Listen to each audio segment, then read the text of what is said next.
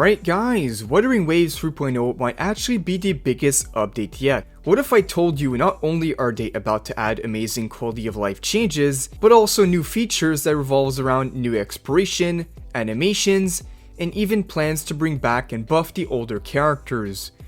We know Wuthering Waves has really built a reputation for amazing quality of life changes.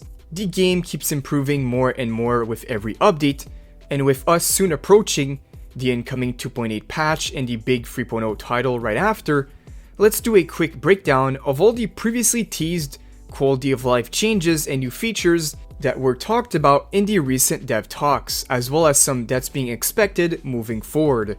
Also, if you guys do enjoy the WUWA news and updates, make sure to like the video, subscribe if you haven't already, put those notifications on.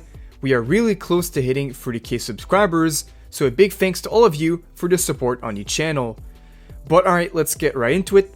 So with the wide variety of quality of life changes and new features being added basically every update, you'd think eventually they would run out of things to improve. But with the latest 2.7 update, Kuro has yet again proved us wrong, as the 2.7 update alone was pretty stacked with things like the Resonator Ascension Planner feature, event UI improvements, a better Echo upgrade menu, terminal swap features, and a lot more quality of life things that make everyday gameplay just smoother and a lot better.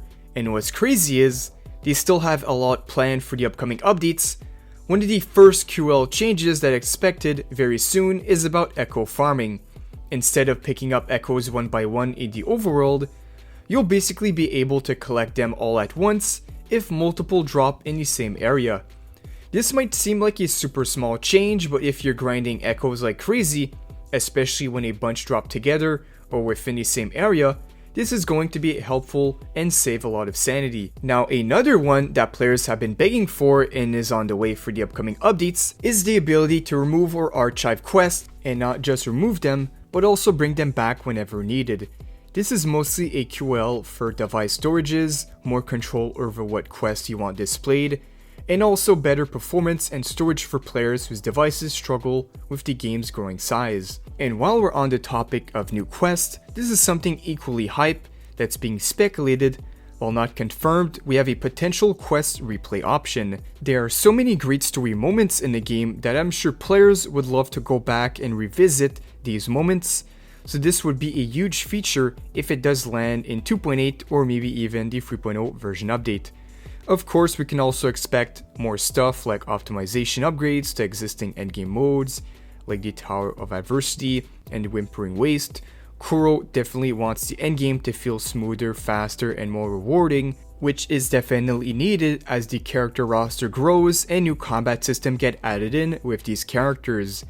Another small but really welcome quality of life improvement is the ability to choose your login screen music. A lot of players have been talking about it and suggesting it to the devs, so it's very likely, if they keep listening as they always do, they would get this added into the game. A lot of players prefer other songs over others, some like Saving Light, some even want the old login screen they had during the beta, and others like the latest themes. So letting us pick what song we hear when we open the game would be a super nice touch. Now let's talk about the bigger improvements, the visual and gameplay upgrades. Kuro previously mentioned during a dev talk they had 3 videos talking about different things that they want to add moving forward, and a big thing about this was gradually refining the detail and quality of everything in the game. This goes from character animations, NPC animations, and even creature behavior. That means a lot of features will be added in to make the game even smoother in terms of exploration and combat, especially to make animations that feel more alive and more interaction with the environment. They specifically highlighted things like immersiveness, better ultimate animations, and more impactful combat effects, and overall better optimizations, especially to make the gameplay feel more smooth over on the mobile devices. So overall, with the 3.0 teaser they gave us, while it'll not be anything too specific, it means that the game is just going to look and feel better as we head into the 3.0 cycle. Alright, another thing the devs talked about during the latest dev talk is new features around world design. Now this tease wasn't super detailed or anything, but it still tells us a lot about where things are heading.